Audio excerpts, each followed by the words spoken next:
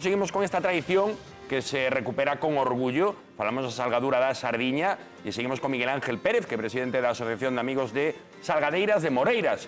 Miguel Ángel, hoxe vamos explicar todo o proceso, pero recórdanos, por que era tan importante a salgadura das sardiñas e por que se deixou de facer?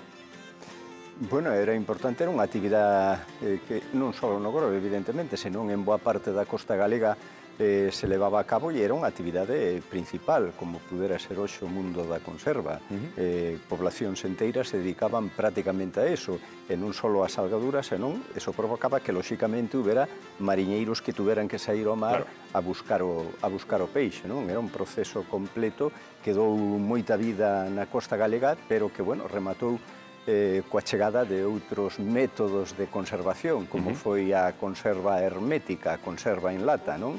Que apareceu por alá polos primeiros do 1800, pero, bueno, desarrollase,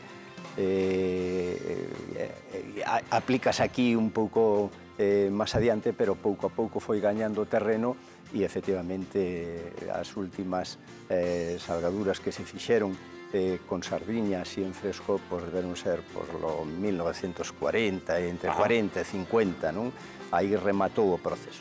Miguel Ángel, e antes fixemos a chanca, non? Facer a chanca é, sí, exactamente. Que leva isto é a salmoira e auga, non? Exactamente. Como continuamos? Isto é a salmoira, Sí. A chanca era todo o proceso de meter a sardiña na salmoira entón para comprobar. Isto é a salmoira, que é un proceso químico con auga e sal nunhas determinadas cantidades. Que cantidades? Que naqueles anos facíanse un pouquiño aproximadamente 80 gramos de sal por litro de auga, non? Pero colleches ahora unha pataca. Para sí. que? A pataca era un pouco, digamos, un medidor popular para saber cando a cantidade de sal era suficiente. Vale. Aquí xo botamos con anterioridade. Si a patata flotaba, aí está, quería decir que a salmoira estaba no punto adecuado. Como se fose o mármore. O sea, que así estaría perfecta. Estaría perfecta. Hai que pensar que a salmoira é moito máis forte incluso que a auga de mar. A auga de mar son sobre 35 gramos de sal. Aquí necesitábanse uns 80 aproximadamente. A continuación, collemos a sardiña, facemos primeiro unha cama de sal. Unha cama de sal gordo. Unha cama de sal gorda. Estamos en agosto, a sardiña ten graxa a estas alturas? Sí. Está ben ainda a sardiña, non? Probablemente no mellor momento. E este era o procedimento, lóxicamente, nos píos, donde podían coller hasta 200.000 sardiñas e incluso máis. Aquí facemos unha pequena recreación. Botámoslle máis sal por riba. E isto facíase así, sucesivas capas, e logo ao final, cando estaba, digamos, o pío cheo, o que había era que añadirlle esta salmoira, non?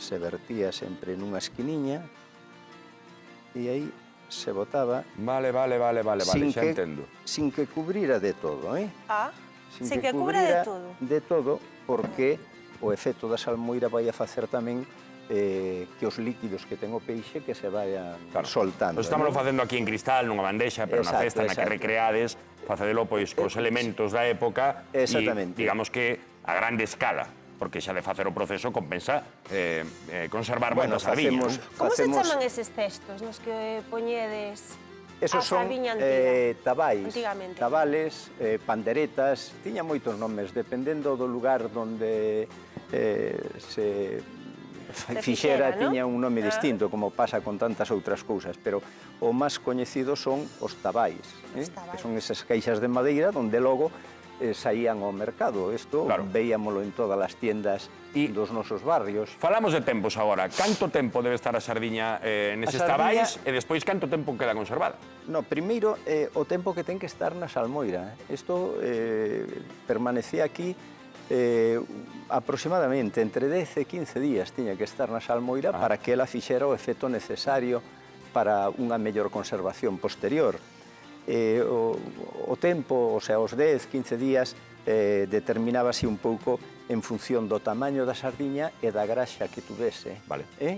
A partir de aí, que se facía? Extraíase, lavábase en agua doce, e aí é onde se iba os tabales, que son estas caixas de madeira.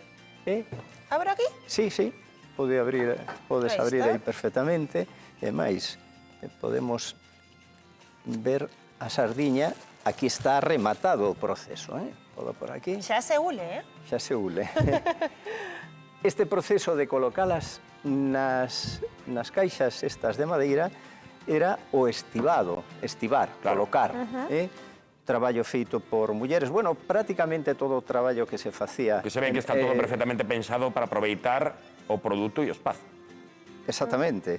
E bueno, e logo tamén darlle esta forma tan bonita, non? Tan curiosa, en forma de, digamos, de un rosetón, que isto, bueno, non deixa de ser como o tema dos langostinos, que veñen arriba ben colocadiños, e despois por debaixo xa aparecen de calquer xeito. Pero canto tempo aguantan así? Poden aguantar incluso meses. É dicir, en Galicia, na nosa terra, anterioridade a isto, había outro proceso que era o escochado. O escochado, tamén lañado, tamén esparrado, depende do lugar, ten un nome distinto. Pola nosa zona dícese así, o lañado ou o escochado, que era simplemente sacarlle a cabeza e viscerala e abríase en forma de libro. Así xa teño probado eu, sardiñas lañadas, sí, señor. Exacto. Sacábaselle a espiña do medio, e isto era un proceso parecido, pero simplemente a sardiña con sal, outra vez sardiña, así tamén varias capas, e isto tiña unha duración, a verdad, moi limitada, de días. Menos? Sí, moito menor. Moito menor. Mais difícil de conservar así. Exactamente, era para días, tamén aquí xa se facía algunha comercialización dela, pero eso, moi limitada, precisamente pola durabilidade. E precisamente o salto de aquí a sardiña salpresada, que é esta que temos aquí, que é un método que aquí truxeron os cataláns, pero, bueno, o método en realidade era holandés, o que marca, digamos, a diferencia e fai que esta dure incluso meses. Eu te hecho una pregunta. ¿Y están ricas esas sardiñas así? Están riquísimas. ¿Pero quedan muy salgadas o no? Muy salgadas, ¿Sí? muy salgadas, sí. Pero así, digamos que se poden comer directamente. Se Proba poden unha, comer. Proba unha. Mira, veña, eu probo unha. Podemos O que sí, despois igual non saco o olor dos dedos, Juan? Sí, bueno. No, que unha vez salando as uvas en San Xoán, tive unha reacción alérxica pola salmoira. Entón... Era moi popular tamén, mira, Se non era podes moita comelo, maneira... ti, Miguel Ángel. Podíamoslo comer os dous. Veña, va. Era moi popular comela así, tal cual salía de, digamos, logo do prensado, non?